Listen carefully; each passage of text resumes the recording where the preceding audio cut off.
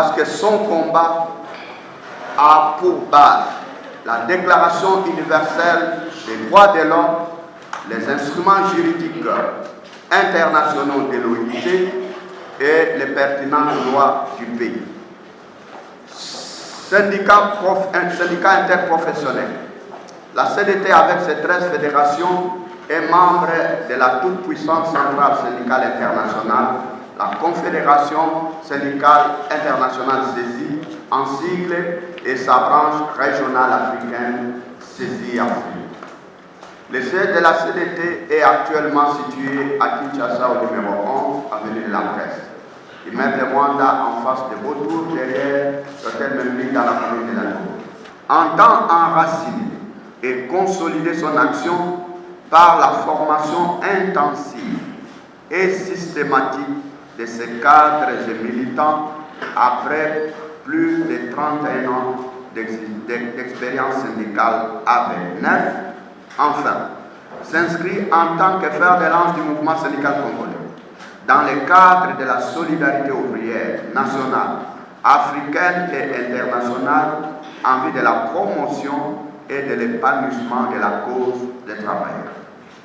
Cependant, nous devons de rappeler, au moment où nous célébrons ce 31e anniversaire, la situation de notre pays, la RDC, est caractérisée par des situations inacceptables. 1. À l'Est, une insécurité grandissante où des groupes armés instrumentalisés par les multinationales et les pays voisins, avec la complicité de certains de nos compatriotes, tuent chaque jour dans une cruauté inouïe des femmes, enfants, vieillards, hommes, tous innocents, sous les yeux de nos autorités et de la communauté internationale, dont les forces de la MONUSCO assistent impuissamment ou avec complicité à ces massacres aux allures d'un génocide. La MONUSCO, la plus grande mission des Nations Unies dans le monde, avec 21 000 militaires, ne s'est pas arrêté ni neutralisé des groupuscules, des bandes de 20. Mwanamboka Guy Kedila Mbote wayo Mbote Ndeko François toyebeli yo la casquette ya président ya Confédération démocratique du travail, alors que yo moko la takabasha kwembele. Est-ce que koki ko se présenter na balandi ya découverte à travers le canal numérique de télévision Kinshasa FM? Oui, nazali awa na bureau a CDT donc nazaka na casquette wana na casquette moko, nazali président ya CDT et nazali donc kokamba CDT za Confédération démocratique du travail, lisanga oyo esangisi ba syndicat, disons ba branche ba syndicat ebele na kati ya syndicat wana. Donc yango ndenga nazali Betelebisona lisolo ndenge nini okotaka na monde syndical, nini benda yo kuna, nani amema yo kuna?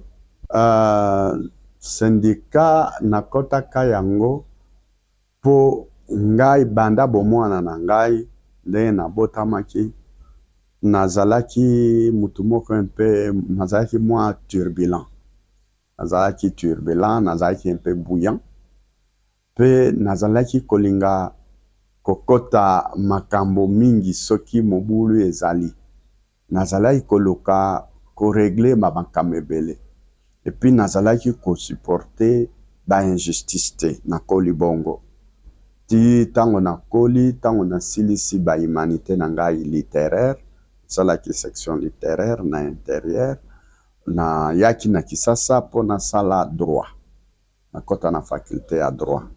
Il s'est fait que période na yaki na ekomaki na veille à mois en septembre. À l'époque balobaki ben na année 90 vers fin 95 pardon 85 nakomi balobi inscription eza clôturé na campus moyen na kota lisusu kuna eza te, donc il fallait na chômer. Na chômer analobi na chômer. J'avais un ami qui est déjà mort, paix à son âme, Niki Mutia. Ami wana pe alingaki azwa inscription aye pe azotanga na Idiofa toyaki kokutana awa.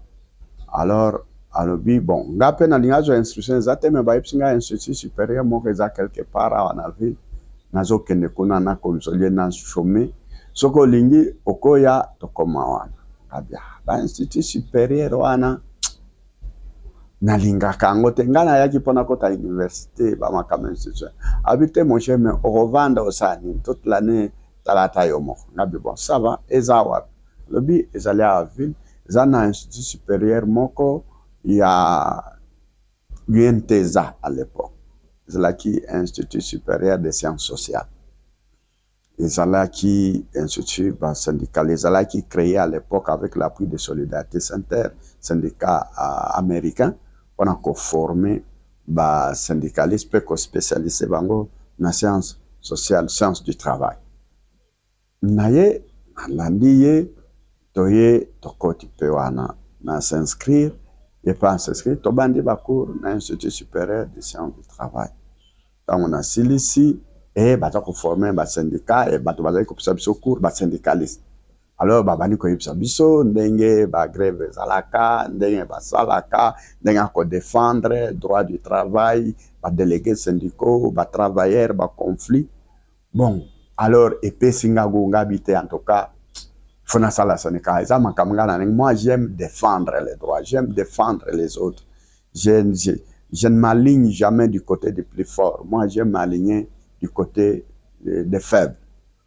Nde pesa kingagu wana tango to silisi to komi na année 90 et vous vous souvenez donc na silisa ki na 89 na année 90 ebi na mois d'avril les discours ya Mobutu ya ouverture politique ya multipartisme et du fait de ce fait multisyndicalisme de tanga sali discours wana UNTESA parti état ekufi UNTESA était qu'à l'effet privé ba syndicalisme mosusu bazalaki na UNTESA pe ba mosusu balongola ki bango na UNTESA po bazali ko dénoncer ba acquaintance to filiation ya UNTESA na parti état basalaki ba syndicat na bango basali ba syndicat mosusu parmi bango zalaki vieux Simon Chimpangila pe a son âme ya kufa ye a initié qui CDT.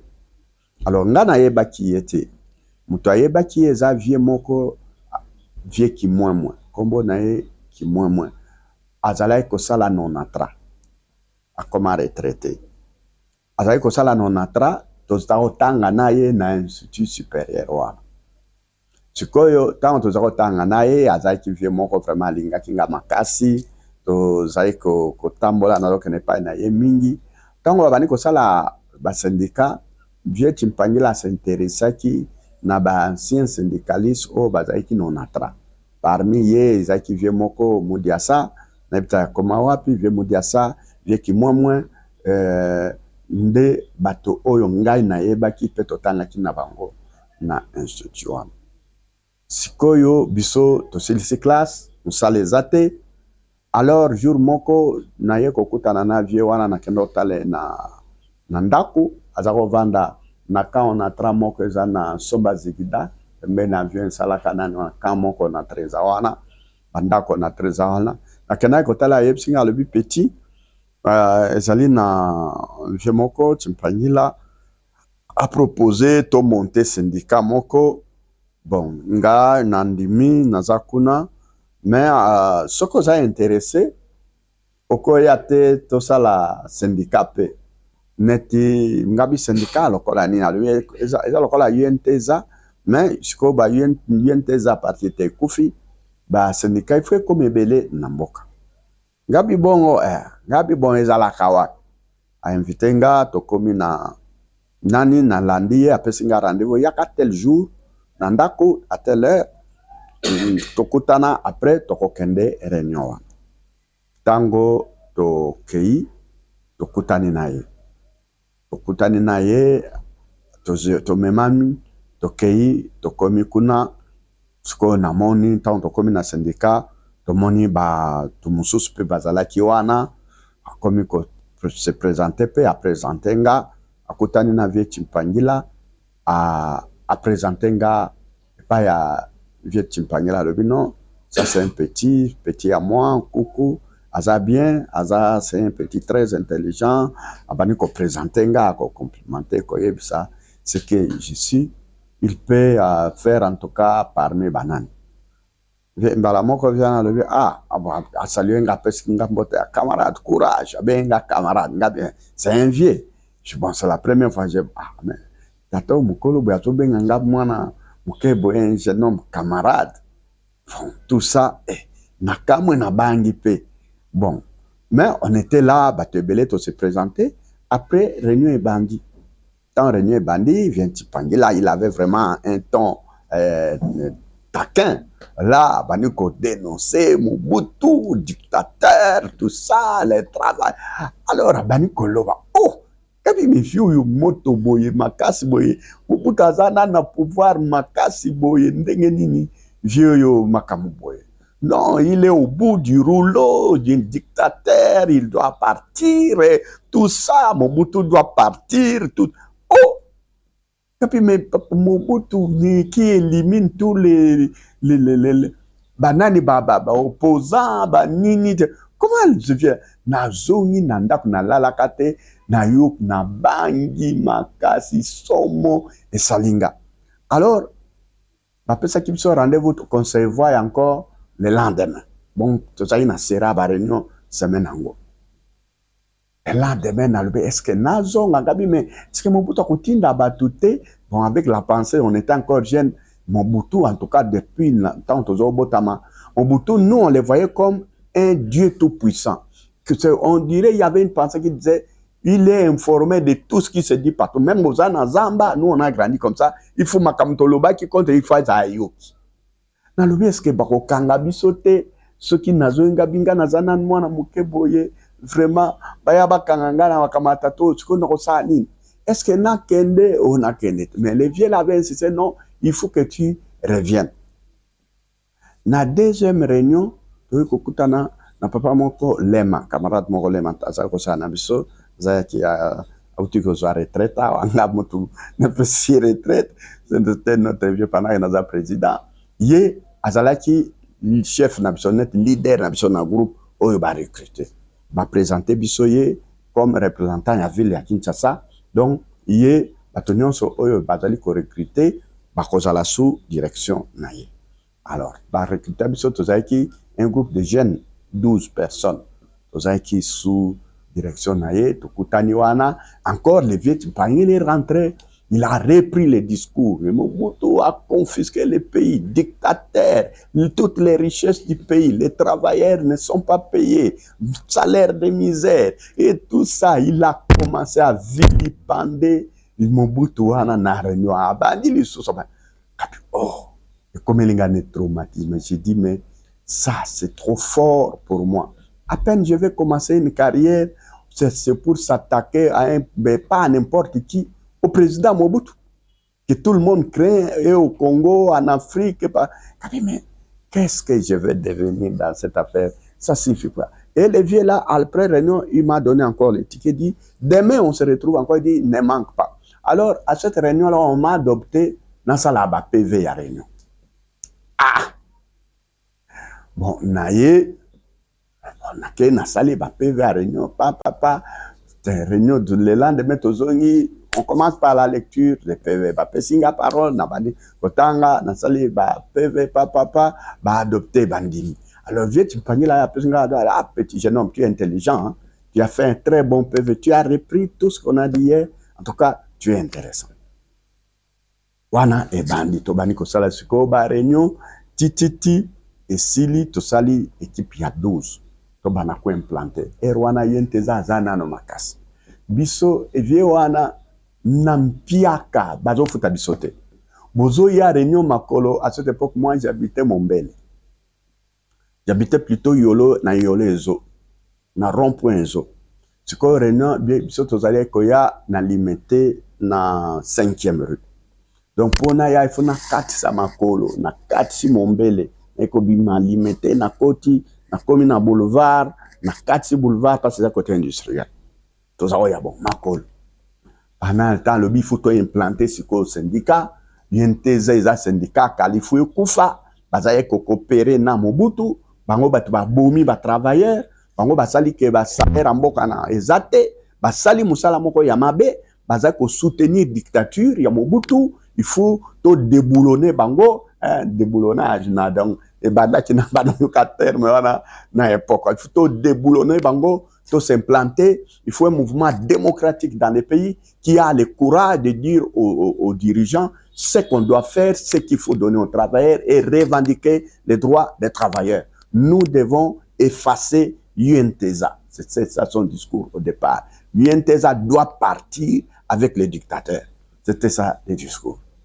Donc, bandi, que ça la réunion, c'est que tu as contact dans l'entreprise, dans l'entretemps, UNTESA, Zanan Makaz.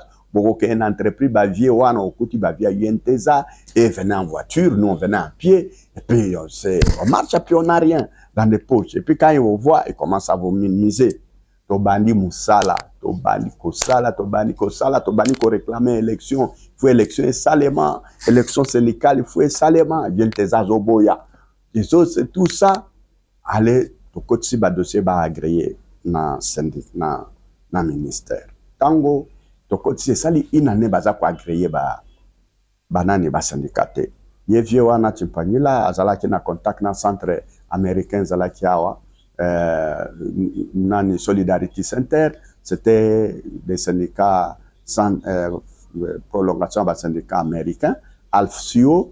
Donc ce centre wana ezala centre wa travailler na monde entier comme ONG et travailler comme main eza kutala makamo ba travailler coopération na ba travailler bakeye bamoni yikuna ba motango azalaki kuna bamoni ye ba discuter na ye ba le gouvernement na bisezo bloquer ba syndicat ba limiter ba déclarer pluralisme syndical mais baza ko agréer ba syndicaté ba tiki syndicat unique pérenniser c'est prolonger ba sabani ko sala nani pression na pona ba syndicat ba kokako kozala babandi lobbying ti centre américain pe bandi lobbying ezo mona ministre ezo luke mona premier ministre mais bo agréé ba syndicat bo lo baki pluralisme syndical et pluralisme politique, faut démocratie fungwama, mettez ça en pratique, bo agréé ba syndicat, tout ça lobbying pendant une année le devient baza ko agréé finalement ba ye ko agréé ba syndicat. Bon, CDT Zalaki Confédération, c'est-à-dire dans la confédération, il y a la confédération, il y a les syndicats qui sont pas confédération, ils allient ensemble, il y a des syndicats. C'est différent, il y a une centrale syndicale, c'est ça centrale syndicale. C'est ça confédération, c'est-à-dire il faut d'abord que les syndicats sectoriels existent, par exemple, syndicat transport, syndicat à banque, institution financière, syndicat il y a un commerce, syndicat, il y a textile, syndicat, il y a syndicat, il y a alimentation, syndicat, et c'est là que bon, donc, tout ça là qui ensemble, il y a 12 organisations dans le secteur, nyonso, oyo, ezali. Basala qui, maintenant, on va agréer la confédération, bah, autres syndicats, bah, agréer des espèces conflits, espèces mon boulot. Ce Koyo, quelques temps après, va lancer campagne pour un token d'élection. Quand on toque élection, alors à un moment donné, Erwana, il dépêche papa Nani Etienne dans tout ça. Il dit, on ne peut pas, le temps qu'on organise l'élection, tu viens Nabiso, secrétaire général, à l'époque, on n'était pas les présidents, il y avait secrétaire général. Viens, Ayeko s'est radicalisé, lui dit non, on ne va pas aller aux élections. Mobutu est un dictateur, il faut que Mobutu parte. D'abord parce qu'à cette époque aussi, le discours, il y a Etienne, Tshisekedi s'est dit Mobutu doit partir. Je ne sais pas si vous vous souvenez à l'époque. Il avait dit Mobutu doit partir. Donc, il n'y aura pas des élections avec Mobutu. Il faut que Mobutu parte parce qu'un dictateur a organisé. Et les vieux pays à se rallier dans parti politique ou l'opposition. Parce qu'ils tenir du coup à l'objet, nous, on ne va pas aller dans une élection qui sera organisée par le régime de Mobutu.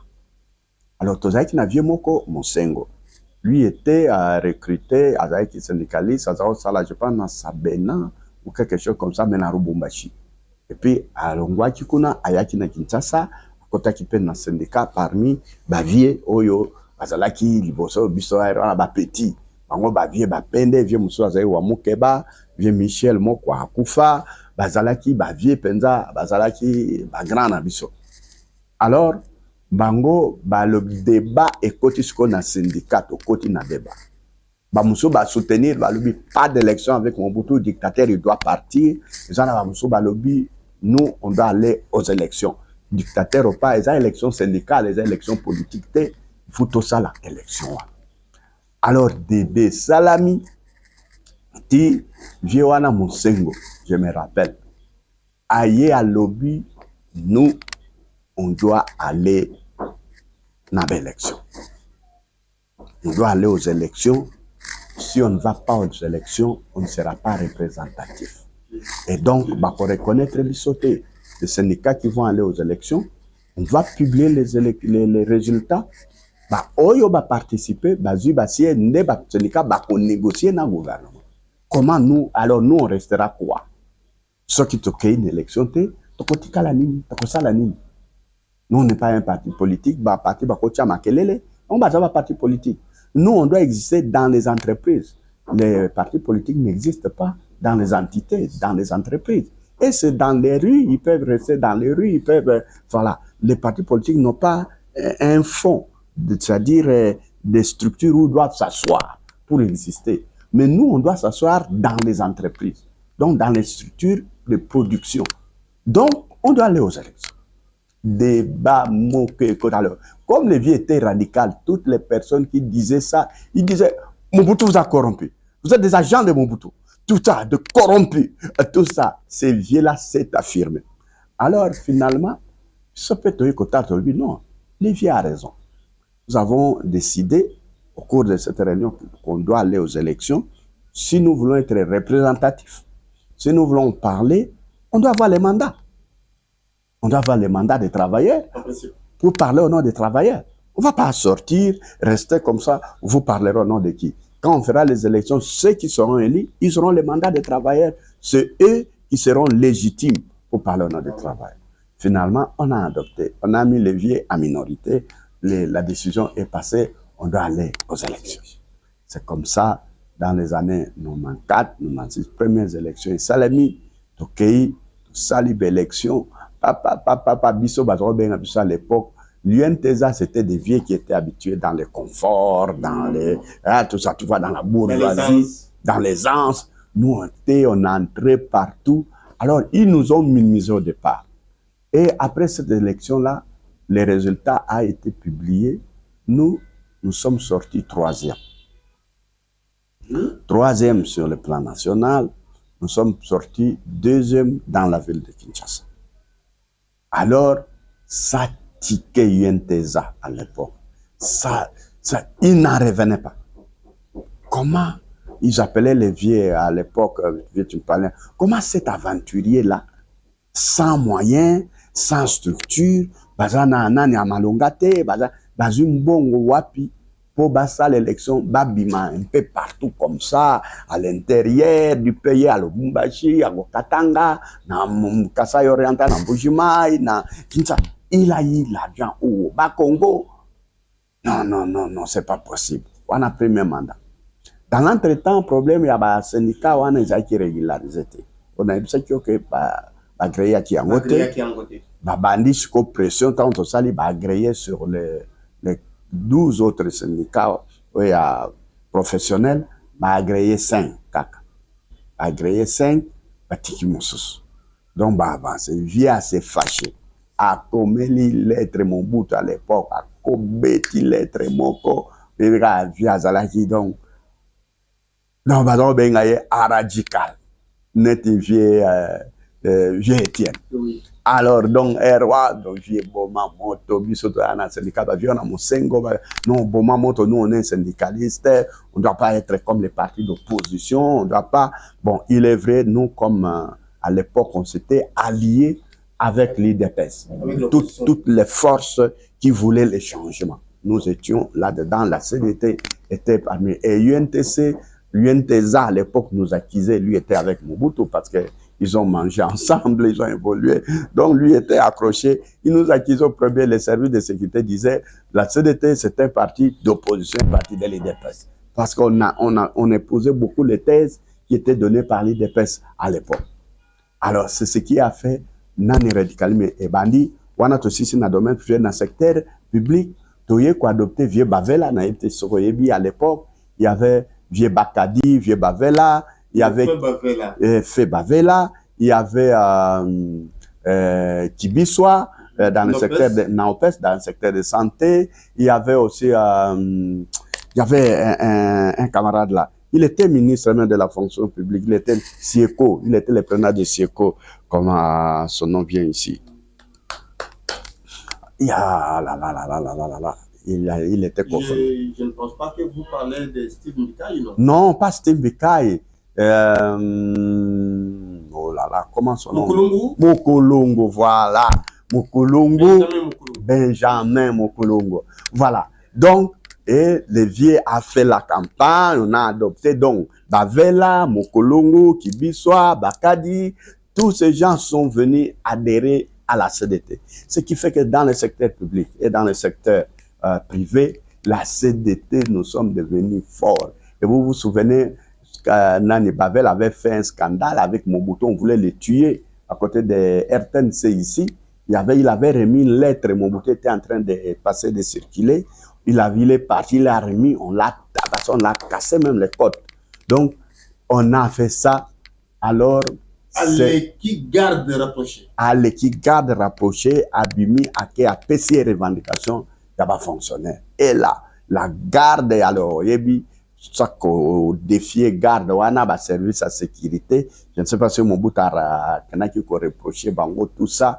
Alors, Bavela a été visé. Donc, bah, bétillé, bah, à côté, bah, bouquier, bah, côte, tout ça, bah, hospitalisé. Et même à l'hôpital, là, on voulait l'achever. Alors, on s'est arrangé à l'époque, dans la solidarité interrompe, américain, bah, extirpé, bah, bimisi à Brazzaville, bah, kimisi à Brazzaville. Pour qu'il y ait des opérations libanaises. Pour qu'il y ait des opérations libanaises, après ma main, bah, tu as à l'abri parce qu'il avait défié la sécurité de Mobutu, la garde de Mobutu, et ça, c'était inacceptable, ce plan de sécurité. Le vieux a été extirpé, il est parti. Et donc, Tobandi, alors, le premier baptême n'a pas eu, quelques années, 2 ans après, vieux bavé la Kozonga, Tobandi, grève. Syndicat naye, na bavier atikaki, bavier bakadi, tout ça, basali grève na fonction publique. Donc, là, bango bazaki mam na biso, tant on va créer meeting, le secrétaire général tu parles le big coucou, toi tu vas aller nous représenter, il faut qu'il y ait une grève na fonction publique. Ok, l'Assemblée générale, tout le salaire. Et Assemblée générale, donc, Bavela, Bazosala, Assemblée générale, Nabeti, Bamilitan, Moussosunga, comme représentant dans la province de Kinshasa. Donc, il faut qu'il n'a assisté. N'a assisté, Bakangi Biso.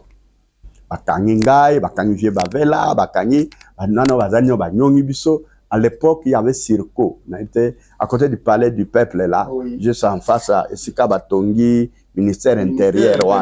Il y avait Kacho Morezawana, Circo, na général, le terrible général, il était de l'Équateur, c'était un vieux. À le bas, il y avait chauffeur, nani boyeso, il y a gauche, il ce n'est pas Baramot. Bolozi, voilà. Vieux Bolozi, général Bolozi. Yé, Moutazaiki sous autorité na ba Tchebiso wana nkuba ya ndenge wana. Nkuba, kobeta biso ba fimbu na butu na pokwa, kobeta fimbu, bino bozo tombo kisa batu na mboka. Alors, j'étais tout jeune, j'ai dit Nzambe. Vraiment, moi. Donc, tout, baninga badu, bamisala, baofuta, bango, moi, tout c'est comme j'ai salaire, ils ont fimbo, na banin, musala nino yokokota. Na yoki ba vie nanga ba oncle ben moi na wana kana kokota ba biloko na bango na tona nini ba to sali 2 jours 3e jour na moni batindi batoana ba ye batuni biso bazai kolongola batu batina bango makala siko bazo tout dans chacun on t'a arrêté pourquoi siko tant batuni biso mais yo ba pona nini le bino biso za ba fonctionnaire to yaki to zo revendiquer ba futa biso ba futi batote salaire ezama be équipe na ba c'est ça oui akani bino vous savez combien de jours to salaire wa 3 jours dit non zo ba ngo chaba ngo pemena dit c'est bon c'est là wana sur PV to kakandengwa non je vous interroge d'abord parce qu'on veut vous amener il y a pas de PV parce qu'on vous juge pas à l'époque on te met là-bas au Niouf et puis après on t'amène là on veut t'amener PV exact donc ça les sengela kaka ba signer fiche bato ba kaina kacho ba tie kombo na bango ba koti ba no mutuka ba mema bango sikoyo alobi abino ba syndicat bocha ala muso alobi non ba ko mema bino te bino bozo senga pona bino biso pe après tout toza pe ba fonctionnaire bozo revendiquer pona biso donc ba ko mema bino pas été bino bozo la nano wana ba ziwana ba mususu ba za na problème politique tout ça et on les a pris pouf ba embarquer bango bakay biso totikali wana commandant petit ordre dans le but chef de garde batoyo tozayaki 3 camarades faut libérer bango akende bazonga olongola bango nde bakay quelque temps après batikali ko senga biso à l'époque moi quelque chose non bopia bengi bon ozo kotina mai okobima ya okate to kay baye ba libérer biso ba futi quelque chose tozongi na bino yo pe din rek na mai to dindi na mai to sani to bini to silisi mouvement mususu eye ko salema grève kaka ya liboso wana elembisa kiyote zongi sekio simate non wana fongolinga kutu miso ye oyebi ba parfois koba kolongola kobanga soko koti na ba makamususu e kolongola yo kobanga na obanga susu to sali deuxième grève baye bakangi biso ba memi biso cette fois na kacho a Gombe oyo omona en face ya ambassade ya Chine wana voilà kacho mokezana na kota wana 2 fois bakanga 2 fois wana 3e jour pe ba ko relever bato ba mema makala bino nini syndicaliste batomboki saki bato makama basala non donc là bango bazo bunda pona mboka ce sont za bato bazo bunda pona social wana za problème te ba na mboka là allez balongoli biso bazo bake ba libérenga tozongi 3e fois allez kobanga nyonso elongwa donc eza des preuves pona kolongola ne baloba nani et c'est ça qui m'a enfermé, ça m'a donné maintenant le courage de commencer ma bandi carrière erwana. Na comme directeur à cabinet, il y a secrétaire général à désigner directeur à cabinet naie. Après quelques temps, je pense une année, aye a désigner secrétaire général de la Fédération de transport et télécommunications. Donc ndewana ma bandi carrière comme syndicaliste, ti lelo na échelon, ti na comme président en 2012, tout ça le congrès, voté comme président, voilà jusqu'à aujourd'hui. Quand vous avez postulé comme président, les alaki parce que vous allez révolter pour bon voilà. Ndenge ba prédécesseur na yo ba géraki to ezalaki ambition de mesurer ezalaki justement na bongola ba une façon de faire azalaki contenté tozalaki d'abord géographiquement tozalaki ba bureau na biso ezalaki koza na limité côté à Pembela Mombele côté Kol Malula. Je n'acceptais pas ça, je dis nous sommes une grande organisation, on doit être en ville. Deuxième chose, c'était la façon de revendiquer mingi. Parce qu'à l'époque, vous vous souvenez, en 2000, c'était 2012, Tozalaki n'a problème, il y a SMIC. Mboka na biso to le salaire minimum interprofessionnel garanti. Et ça là qui les sociétés. Ça faisait à peu près 7 ans ou 8 ans. SMIC en mboka. Je dis ce n'est pas normal. Alors, tant que comme président, n'a lancé. Deuxièmement, à l'époque, il y avait ma défilé. Premièrement, tous avons ça la défilé. Tous avons ça à discuter, ça défilé. Zalaki, tous avons tout en appont, Gabi, au monde a défilé, parce que c'est une itinéraire. Comme ça, on a côté à limiter. Baye komata, bamsuba uta côté à Victoire, Kassavogo. Baye komata na croisement na bamsuso, pour itinéraire. Il y a avenue Kassavo côté à ville. Baye ko Kitawana, Poto Landa, Triomphal, Bazarocha Payot Moko, Pobo les 14 banda défilé, ba alignement à partir de 8 heures mise en place. Ti boya ko leka heure susu ba 13h, 14h, 15h. Après ministre aye ko ba bengi ba ministre bazo sala ba discours donc bino bovandi ba travailleurs ya côté lema moi makasi chaque année. Alors moi ça me révolté, je dis mais d'abord premier mes affaires fête ya ba travailleurs. Comment les politiciens nous ont confisqué notre fête? Au lieu de ça la discours, c'est eux qui gèrent pendant toute l'année. C'est la seule journée où nous avons ces jours-là, c'est nous qui devons parler. Ce n'est pas eux. Ils doivent nous écouter et nous devons leur dire la façon dont nous les avons vus gouverner. C'est notre jour pour qu'on leur dise on est d'accord ou on n'est pas d'accord de la façon dont vous nous gouvernez.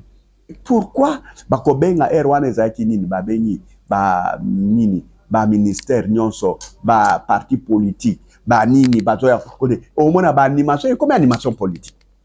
Je dis non. Quand on a commis 2000 do ba ezalaki na mois avril na commis président. Dans 2 mois défilé à premier mai. Tant défilé wana eye tant wana bato bazalaki leader ezalaki CC, je pense ezalaki camarade symphorien. Oyebiye camarade symphorien Dunia. Alors balobi tozo que de défilé na Victoire Canet to sala ka wana biso to sali. Moi je dis non. En tout cas, on ne doit plus défiler. On ne doit plus défiler devant les autorités politiques. Une journée, il y a 1er mai, ce n'est pas une journée politique. Les politiques n'ont rien à faire avec notre journée. Ils nous ont confisqué notre journée. Nabani na lobi biso to sala te, biso to sala rassemblement. Na ba membre à CDT na lobi biso ba membre à CDT to kende ko défiler te. To tika sala défiler na biso dans rassemblement na biso to luaki place moko wana za neti na pembeni ya tembe non omoni na comment on appelle ça ka pembeni na Victoire na soko lingo matana Kassavo à droite boye école moko za soko école soko nini babenga nini na Imka na non c'est Imka ou quoi Imka kaka sur le Kassavo à soko ya ville au 8 Victoire zo ya ville na droite boye il y a un centre là c'est pas Imka, je ne sais pas comment on appelle ça Carrefour des jeunes. Carrefour des jeunes. Ensemble, Tobiso, Tosa Abiso, Ouan. Tout ça s'est rassemblé. Bamsous Baké défilé, Bamsous Baké. Alors, Basenika Moussou Baké quoi appuyer. Oui, en tout cas, camarade Koukou, tu as raison. Ma camarade défilé. Comment tu et puis à l'époque, les policiers sont commis 11 de Babani Kofu était même pas bon les cas. Et moi, il faut pas ça mongo pour sa délégation à Bino. Chaque entreprise a zoti na bateau, donc bon fini pour Alexa Bino avant. Je dis ce n'est pas possible. Nakié, tant que sollicite wana ministre Zaki Bati. Modeste Bati ministre à travail. Abengi biso. Pour notre salle évaluation. Mais le camarade Coco, toi, tu es rebelle ou quoi?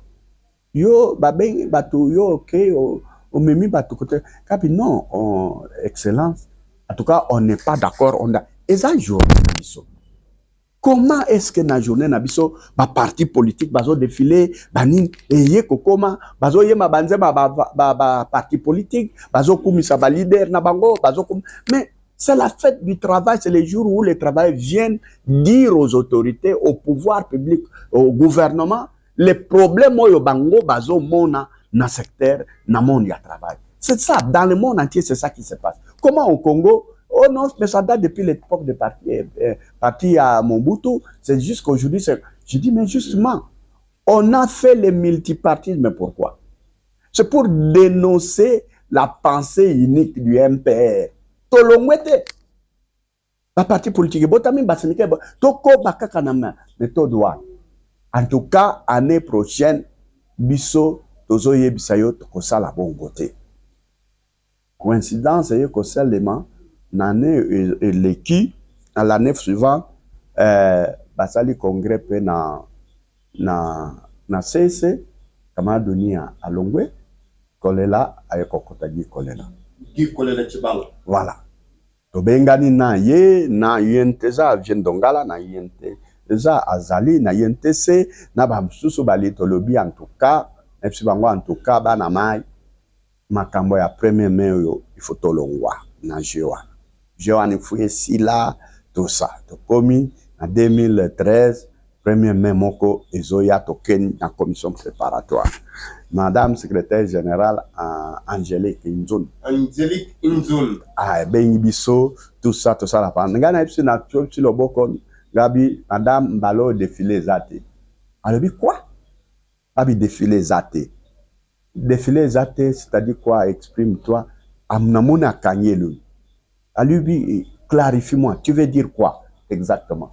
Gabi toko sala défilé te ndenge zala kawana. Yo mona ndenge ba beta la travers te pobale. Boko fan sa batuna moi banda 8h30. Ti 14h 15h batuna sa moi madame. C'est notre journée et puis boko benga ba parti politique. Boko benga ba association soki ya nini. Boko benga soki mais vous diluez la journée moyen pe ça impact nango signification nango elongwe et comme une journée politique.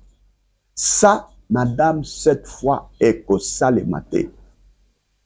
Atalinga boye mais ça c'est la révolution. On va t'arrêter. J'ai dit, madame, il n'y aura personne pour m'arrêter. On va m'arrêter pour dire quoi? Nabi yola nakaba na information internationale te. Au moins on a bamboka mususu te. C'est oui, c'est notre journée, mais l'État est là. Je dis oui, mais quoi? Si nous on définit, nous, l'État c'est qui? Naturellement, l'État c'est qui? L'État, c'est nous tous. L'État, c'est toi, c'est moi, c'est nous. L'État, ce n'est pas le gouvernement. L'État, ce n'est pas le gouvernement. L'État congolais, c'est un gouvernement. L'État, c'est toutes les institutions, y compris la population. C'est ça l'État. Alors, bozo sala makambo, boya ko sala biso makambo. Na lobi madame de toutes les façons. Depuis l'année passée, na loba kiango. Mais cette fois-ci, franchement, madame, est kozalate. Alors, non, on n'acceptera pas ça. Personne, mais ce qui ministre a yoki bongo. Mais à kosilika kotomboka, yoko sala ngondegeni. Comment vous allez faire ça? Gabi, non, on ne va pas faire ça le gouvernement. Vous viendrez. Vous vous installez, nous aussi on s'installe. Et on fait un mot. Et ça, il y duré. Et ça, tozan toye na cahier de charge. Totangi, toye bisibino makabubito tozo mona. Tozo kansape o to sengi to pesi bino bozi kaye ceux qui posent un retour à discours bosali et puis après 30 minutes to silisi makam.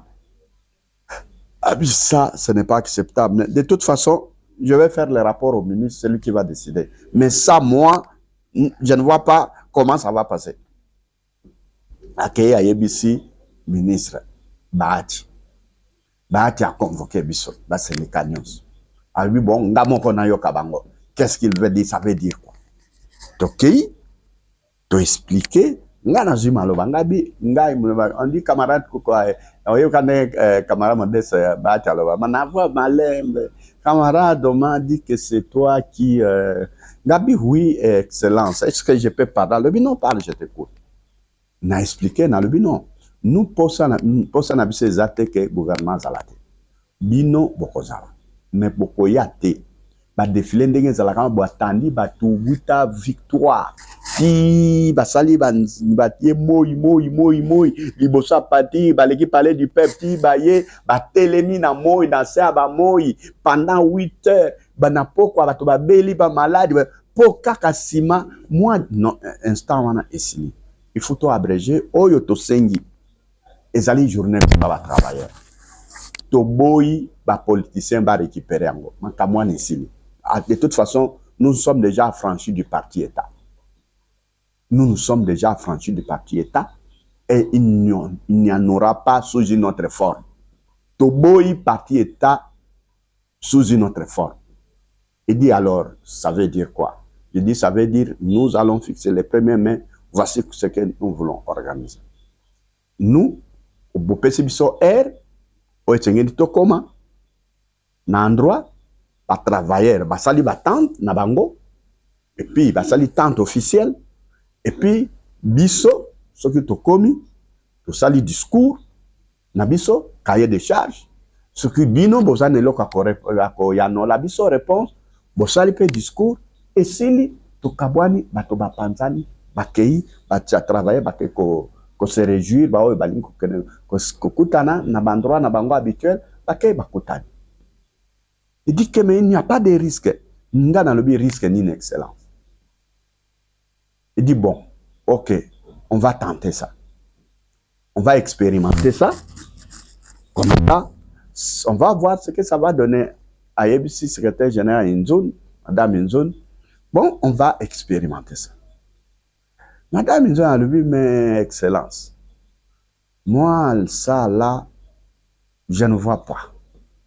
On va vraiment passer des traditions, une tradition qui s'est installée depuis des années, depuis des décennies, comme ça, d'un coup on balaye de la revers des mains comme ça.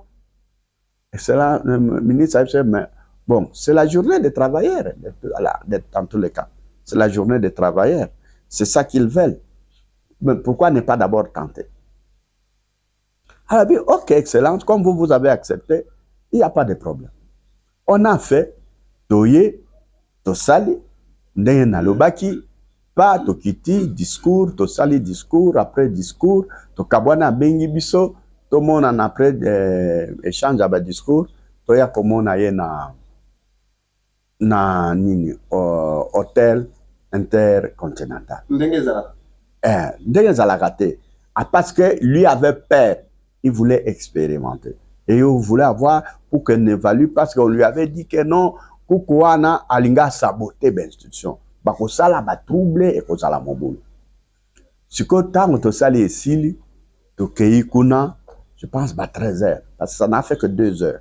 D'habitude, ça faisait 8 heures ou même plus. A dotoye, to moniye, to